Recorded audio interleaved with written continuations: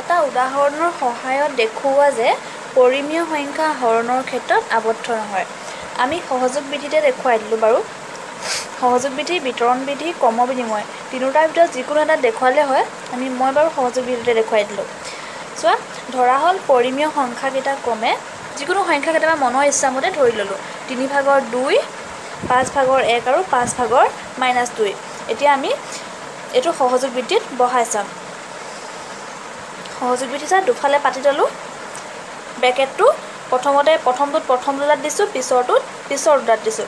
প্ৰথমটো চাওঁ কি ওলাইছেগৈ। 3/2 হৰণ 5/1 হৰণ 5/-2।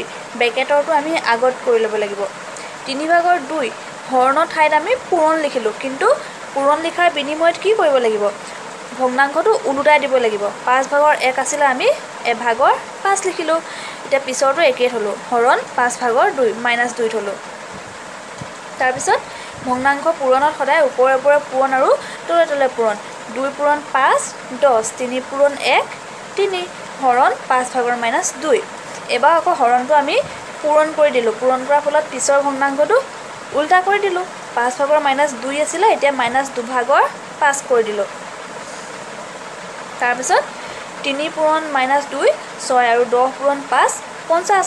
6 আৰু 50 দুইটাকে 2য়ে হৰণ যায়। 2 × 3 = 6, 2 × 25 = 50। গতিকে ওপৰত থাকিল -25, তলত থাকিল 3। মাইনাছটো ওপৰত দিয়া, তলত দিয়া আৰু মাজত দিয়া একেই কথা হা। এতিয়া পিছৰটো চোৱা কি ওলায়।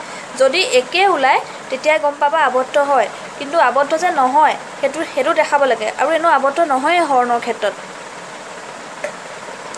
3/2 হৰণ 5/1 হৰণ 5/-2। ব্ৰেকেটৰখিনি আগত কৰোঁ।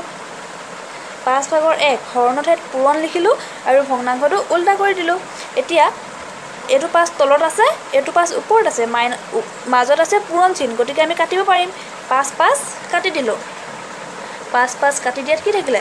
ওপৰত থাকিলে 1, তলত থাকিলে -2, আৰু এইটো যেনেকৈ আছে তেনেকৈ বহাই দিলোঁ। এতিয়া এইটো হৰণ আমি পূৰণ কৰি দিলোঁ, তাৰ ফলত পিছৰ ভগ্নাংশটো উল্টা কৰি দিলোঁ। এতিয়া ইয়াততো আৰু কাটিব নোৱাৰোঁ। 2 পূৰণ 2 -4, তলত 3 পূৰণ 1 3। এটাত পালোঁ -3/25, এটাত পালোঁ 3/-4। একে নোলালে, গতিকে আজি আবদ্ধ যে নহয় সেইটো আমি প্ৰমাণ কৰি দিলোঁ।